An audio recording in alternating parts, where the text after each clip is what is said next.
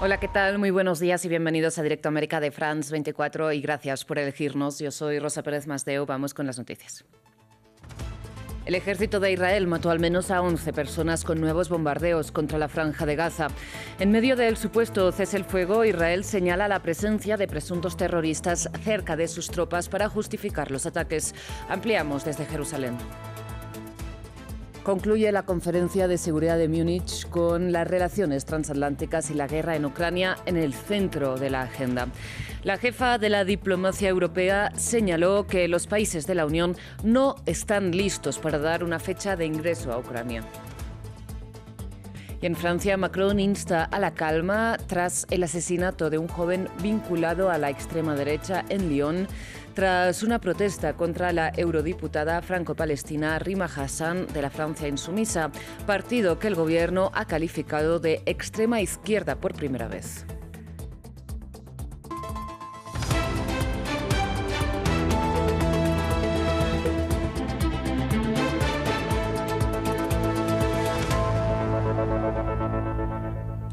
Iniciamos con noticias de la Franja de Gaza porque el ejército de Israel ha matado al menos a 11 personas con nuevos bombardeos contra Han Yunis, Ciudad de Gaza y Jabalia, según informa el Ministerio de Salud gazatí, que eleva ya a 600 las víctimas mortales de ataques israelíes solo desde el inicio del cese el fuego pactado en octubre, recordemos, entre Hamas y el gobierno de Netanyahu.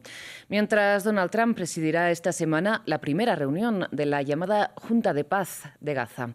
Desde Jerusalén nos amplía nuestra corresponsal, Yanira Gómez. Para los habitantes de Gaza ha sido otra dura madrugada de bombardeos israelíes, pese al alto el fuego que Israel y Hamas acordaron el 10 de octubre y que en teoría los prohíbe. Hay una decena de muertos, sobre todo por ataques en Jabalia, en el norte, y en Han Yunis, en el sur, incluyendo zonas donde los desplazados, que son la mayoría de la población, se apiñan en precarias tiendas de campaña. La cadena Al Jazeera ha informado de que entre los muertos está Sami al-Daghdouh, un mando del brazo armado de la Yihad Islámica Palestina, una milicia más pequeña pero también más radical que Hamas. Desde hoy son más de 600 los muertos palestinos en Gaza en 4 meses de supuesta tregua, en su mayoría mujeres y menores, además de 1.600 heridos. Israel ha justificado esta reciente tanda de ataques como una clara vulneración previa de Hamas.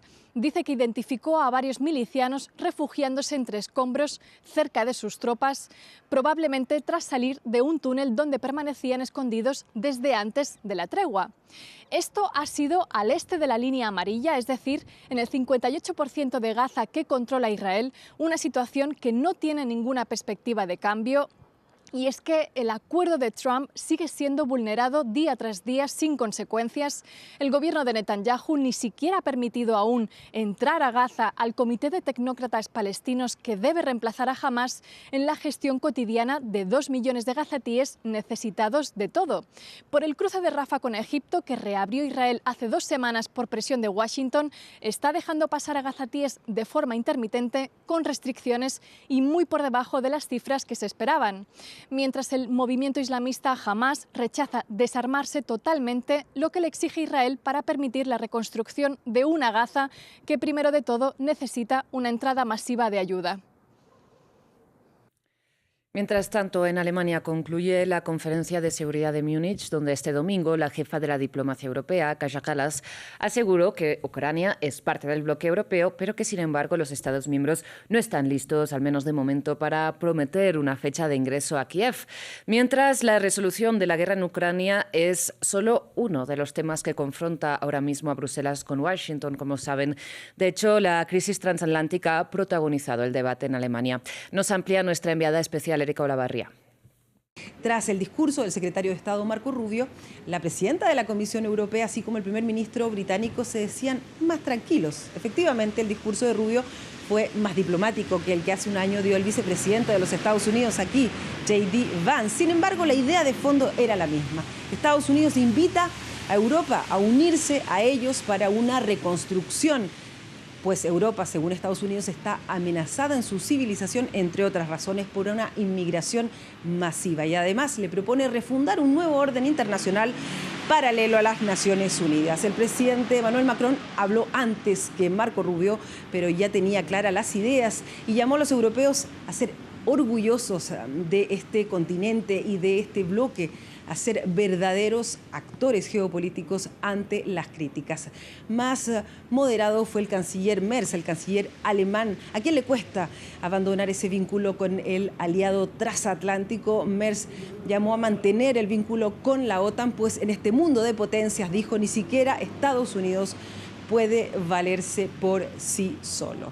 El canciller de China, por su parte, dijo que un mundo sin Naciones Unidas sería la ley de la selva, así que llamó a mantener el orden internacional actual, pero en cambio esquivó las preguntas del presidente de esta conferencia sobre la posibilidad de que China medie ante Rusia en el conflicto ucraniano. Esta conferencia es también una serie de eventos paralelos y sin duda la sorpresa la dio Reza Pahlavi, el heredero del Shah de Irán, que ayer reunió en Múnich a más de 200.000 personas. A ellas les prometió organizar una transición democrática en Irán, transición también laica. En la conferencia, en cambio, pidió a los Estados Unidos intervenir para derrotar a la República Islámica.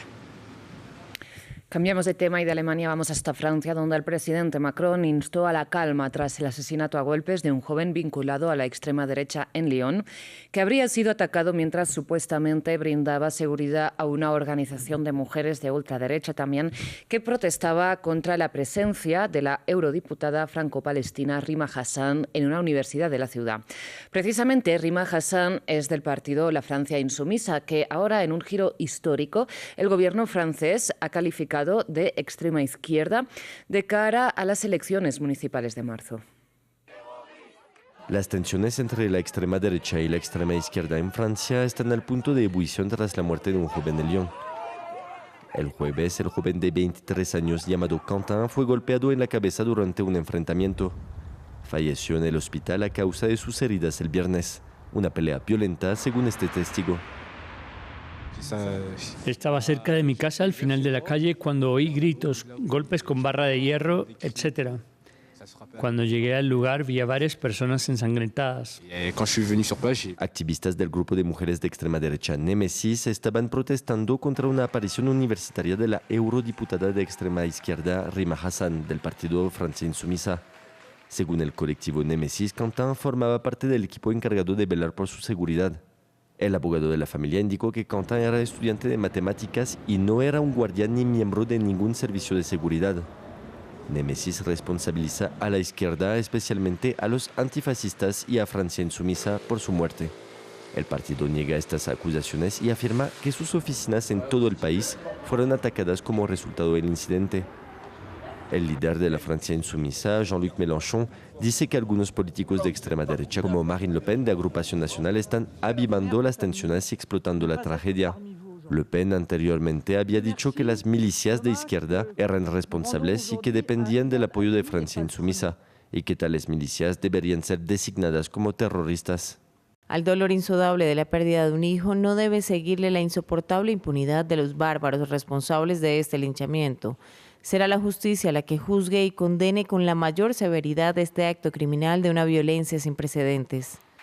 El presidente francés Emmanuel Macron se ha pronunciado sobre las tensiones pidiendo calma y moderación. En la República, ninguna causa, ninguna ideología justificará jamás el asesinato. Este llamado a la calma fue respaldado por la familia de Quentin. Una investigación está en curso para determinar las circunstancias exactas de la muerte del estudiante. En otras noticias de Francia, el suroeste del país enfrenta niveles de inundaciones récord y generalizadas. El desbordamiento del río Garonne ha dejado pueblos totalmente aislados, puentes cerrados y cientos de personas evacuadas. La historia la tiene Samuel Salgado. Tormentas intensas, entre ellas la violenta Nile, han saturado el suelo y provocado una crecida histórica en el suroeste de Francia. Gironde y Lot-et-Garonne permanecen en alerta roja por inundaciones. En Bordeaux, cerca de La Réole, el agua lo cubre todo hasta donde alcanza la vista. Puentes cerrados desde Agen hasta Burdeos obligan a largos desvíos. En Lot-et-Garonne, evacuaciones preventivas por fragilidad de diques han afectado ya a más de 500 personas solo en Aiguillon, sumándose a otras 900 en el departamento. Desde ayer estamos llevando a cabo misiones de vigilancia en el río Garonne, principalmente vigilando los diques. Además, también llevamos a cabo misiones de protección de bienes para evitar posibles saqueos y de protección de personas cuando se da el caso con posibles evacuaciones. En varios municipios los habitantes están completamente aislados. Sin embargo, muchos ya conocen estas situaciones. En 2021 vivieron inundaciones graves, pero menores que las actuales. El nivel en la Réole alcanzó casi 10 metros el sábado, superando ya en algunos registros a la anterior inundación. Como habrán notado, el nivel de agua no ha bajado. De hecho, ya lo esperábamos. Las autoridades advierten que si el agua sigue subiendo, rebasará los diques y la situación se complicará drásticamente. Las crecidas alcanzarán su pico este fin de semana, mientras continúan múltiples alertas por viento, nieve y avalanchas. Cambiamos de tema. En Ecuador, la policía anunció el sábado que localizó 8 cabezas humanas junto a panfletos con la leyenda "Prohibido robar", con lo que ya suman 13 cabezas halladas en el último mes en el país. El encuentro en esta ocasión fue en la provincia costera del Guayas, uno de los principales escenarios de las violentas disputas entre grupos de narcotraficantes que han convertido al país en el más violento de América Latina, con una tasa de 54 asesinatos por cada 100.000 habitantes al cierre del año 2025. Bien, y cerramos con noticias un poco más alegres en Brasil, que ha celebrado ya el primer fin de semana de carnaval. Si bien el de Río de Janeiro es el más famoso del país, en las principales ciudades costeras como Recife también hay festividades callejeras con referencias a la cultura popular. Sin embargo, la gentrificación y el turismo de masas amenaza también la cultura local. En el tradicional barrio de Santa Teresa, centro de Río de Janeiro, el desfile callejero Carmelitas marca el inicio del carnaval más popular del mundo.